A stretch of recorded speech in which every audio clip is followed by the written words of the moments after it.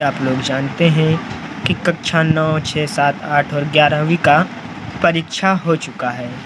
हालाँकि अभी high school and inter का पेपर नहीं हुआ है, तो वो बच्चे अपने अगली कक्षाओं में पहुँच चुके हैं।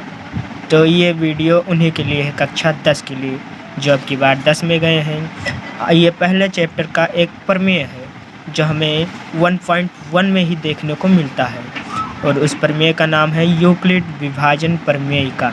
काफ़ी बच्चों को ये जल्दी समझ में नहीं आता, तो चलिए आज बिल्कुल सिंपल तरीके में समझेंगे और आप जान जाएंगे कि क्या है यूक्लिड विभाजन प्रमेय का। तो चलिए दोस्तों शुरू करते हैं। सबसे पहले अपनी छोटी कक्षाओं में चलते हैं। हम छोटी कक्षाओं में भाग तो लगाए होंगे, जैसे एग्जाम्पल लिख लेते हैं। आपको कोई एग्जाम्पल देते हैं, जैसे मान लीजिए 24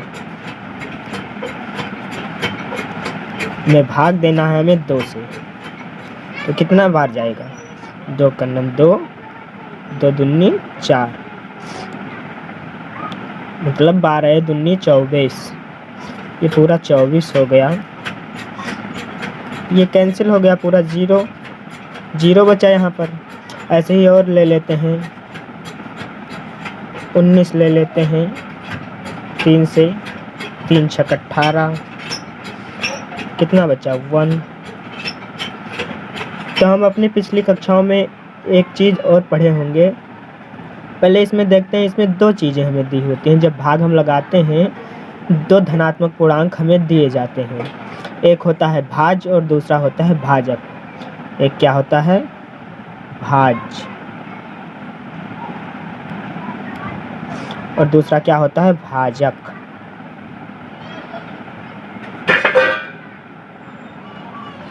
अब हम कैसे पता करें कि कौन सा भाज्य है और कौन भाजक? तो दोस्तों देखिए, भाज्य उसे कहते हैं जिसमें भाग लगाया जाता है, समझे? और भाजक उसे कहते हैं जिसका भाग लगाया जाता है। जैसे अगर यहाँ पर हम बात करें तो 24 में भाग लगाया जाता है, इसलिए 24 क्या है? भाज्य है। और 2 का भाग लगाया जाता है, तो यहाँ पर 2 क्या है? भाजक। वही सेम चीज़ यहाँ पर भी है। यहाँ पर 19 में भाग लगाया जा रहा है, इसलिए 19 क्या है? भाज्य है। और 3 का भाग लगाया जा रहा है, इसलिए 3 क्या है? भाजक है। तो दोस्तों यहाँ पर हम भाज्य और भाजक ये दोनों प्रोसेस करते हैं हमें 2 लोग और प्राप्त होते हैं। एक ये देखिए, ये जो 12 आया है, यानी जो भाजक होता है उसका जितना बार पहाड़ा पढ़ा जाता है वो यहाँ पर लिख दिया जाता है। इसी को कहते हैं हम भागफल। इन दोनों के बाद एक चीज़ और प्राप्त होता है, क्या नाम दिया जाता है उसे? भागफल। भागफल।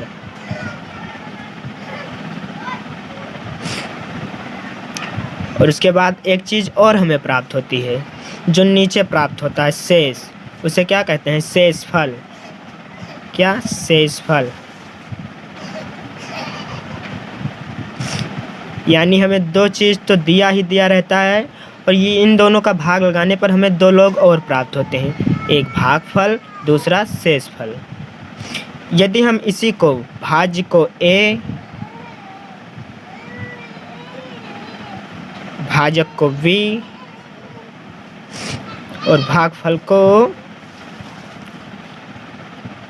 Q और शेषफल को R मान लें,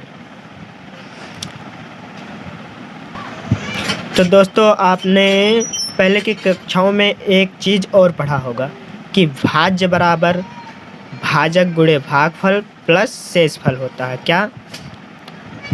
भाज्य बराबर भाजक गुणे भागफल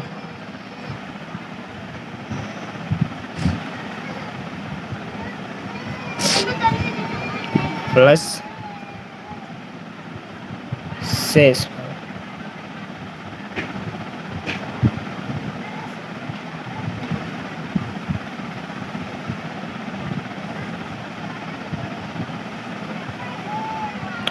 आप इसे अप्लाई भी कर चुके होंगे कई जगहों पर।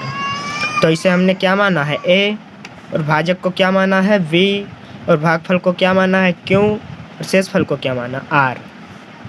तो इसे किस तरह लिख सकते हैं? इसे लिख सकते हैं a बराबर b into Q plus r। और यहाँ पर ध्यान दीजिए, इस जगह पर ये जो हमारा शेषफल आ रहा है, शेषफल किसी में भी देख लीजिए, ये हमेशा किससे या तो 0 के बराबर हो सकता है और शेषफल से छोटा, 0 से बड़ा और 0 के बराबर हो सकता है, परंतु शेषफल से बड़ा नहीं हो सकता। तो इसका एक प्रोसेस बनता है कि r क्या 0 के बराबर हो सकता है, r क्या हो सकता है 0 से बड़ा हो सकता है, r 0 से बड़ा हो सकता है, और r जो है कि ये किससे छोटा रहेगा हमेशा। ये r है जो हमारा, ये क्या q से छोटा रहेगा। तो इसे किस तरह हम लिख सकते हैं?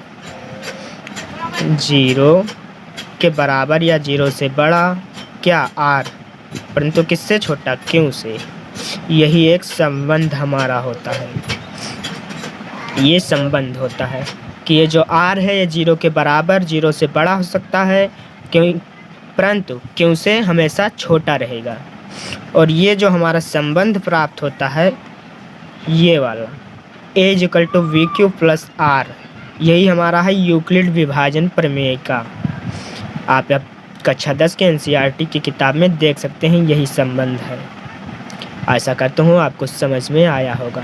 जैसे उदाहरण के तौर पर आपको समझा देता हूँ। जैसे 77 ले लेते हैं, तो 77 को हम लिख सकते हैं।